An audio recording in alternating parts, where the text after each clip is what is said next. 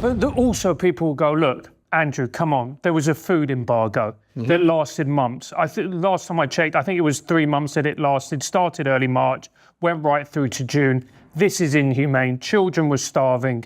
You had surgeons and doctors coming out and saying, people are so physically weak that when we operate upon them, the operation goes well, they're so malnourished that they then end up dying. This is awful, inexcusable, a war crime. I mean, what do you say to that? I mean, I don't necessarily disagree. I mean, I don't think Israel should have put an embargo on food.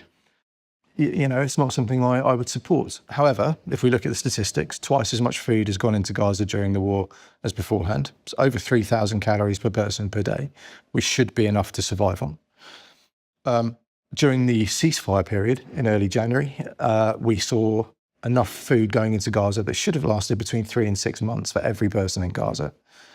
We know Hamas is hoarding the aid supplies. We know that they have warehouses full of aid that they have been using to withhold from the population so they can control them and so that they can sell it to pay their fighters.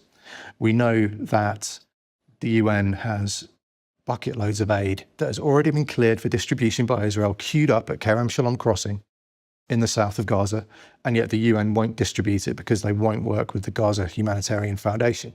So whilst on the surface, it looks appalling, and I agree, and I still state again, they shouldn't have done it, to put an aid block in. That has now been lifted. There is enough aid in Gaza. The issue is with distribution, and we have to once again insert Hamas into this conversation. There are two sides to this war. Israel is trying to feed people. Hamas are trying to retain the aid themselves and starve their own population.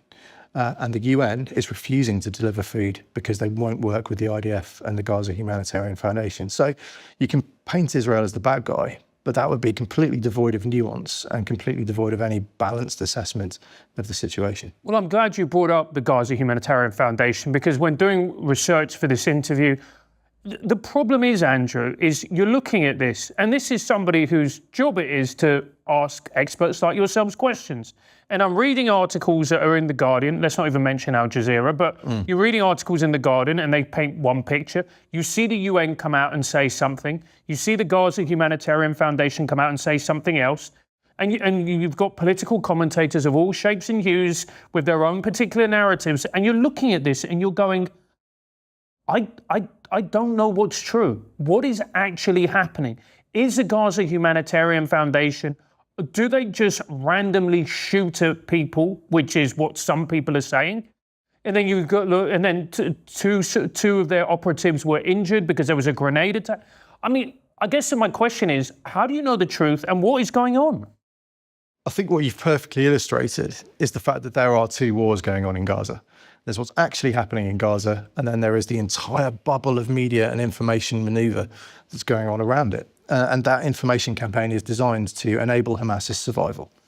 It's designed to force the Israelis through international pressure to a ceasefire, and it's working to an extent. You know, we saw that letter just this week from 28 countries telling Israel to ceasefire, and curiously omitting the fact that it was Hamas who turned down the last ceasefire deal.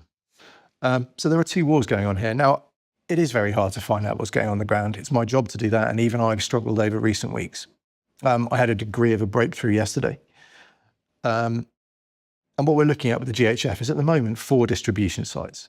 So just for people who don't know, let's just talk about what the GHF is, what they're appointed to do, why were they appointed it, who are they?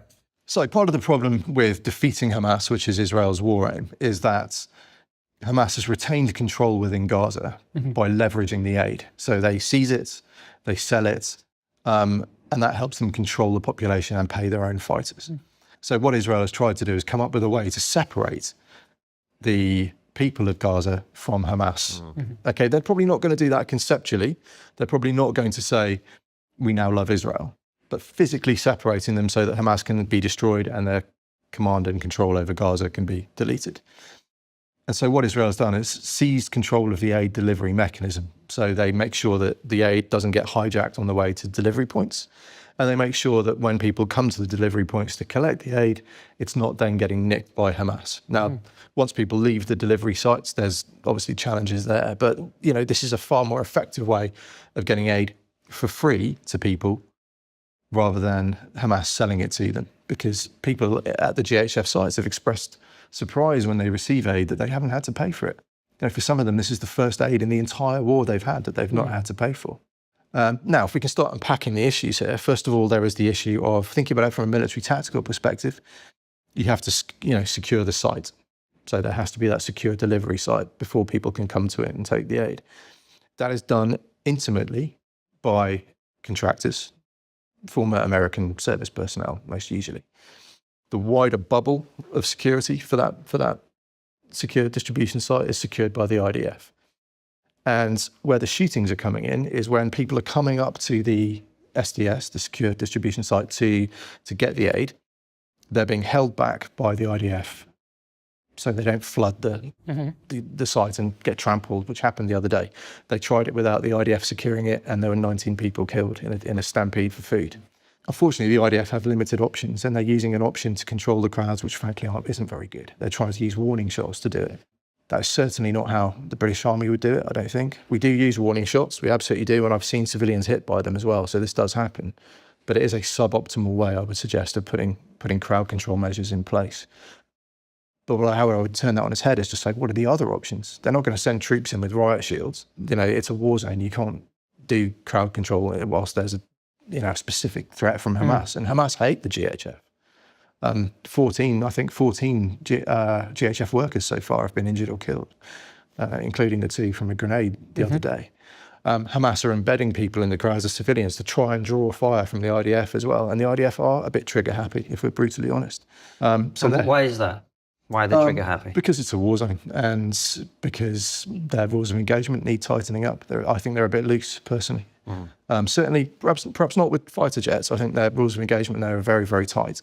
But on the ground with your grunts, your infantry, I think, frankly, they do go a bit over the top on occasion, which is unfortunate, and not how the British Army would do it.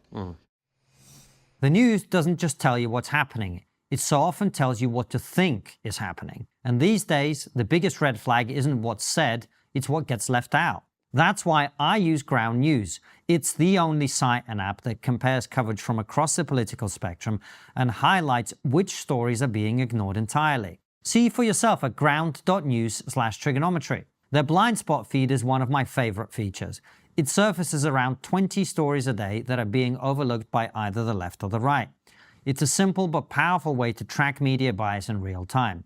Like this, NIH scientists recently published a declaration criticizing Trump's cuts to public health research. That's a major move, and yet only 2% of the coverage came from right-leaning outlets. A new study found that 2024 saw the most armed conflicts globally since 1946, a staggering statistics. But you would have missed it if you'd only read left-wing news sources. Ground News gives you the full picture: headlines, ownership, bias ratings, and context, so you can actually understand what's going on, not just react to what you're told. Head to ground.news/trigonometry for 40% off their Unlimited Advantage plan, the same one we use, and start thinking for yourself. So you've got this incredibly complex situation. You've got hordes of people who are hungry. You've got supplies that are limited. People are trying to push forward, and the Israelis are trying to control those crowds by keeping them a kilometre back or so before they're allowed to rush into the aid distribution site. And clearly you can see, I think even from a layman's perspective, a non-military professional, you can see how many things could possibly go wrong in that situation. And it's further complicated by the fact there's not enough aid. It's about 1.5 meals per person per day going through the GHF at the moment, which clearly isn't enough. The UN have aid that's waiting to be distributed, and they're refusing to do it because they won't work with the GHF because they say it compromises their neutrality. So they'd rather let Gazans starve. And I think there's a lot of questions for the UN to answer over the last 20 months, not just over the GHF. How has so much aid been seized by Hamas, by humanitarian aid agencies who are supposed to be professionals at delivering this stuff? Why have Gazans been paying for it for 21 plus months? The UN is not an innocent party here, and I think there are some very serious questions to answer.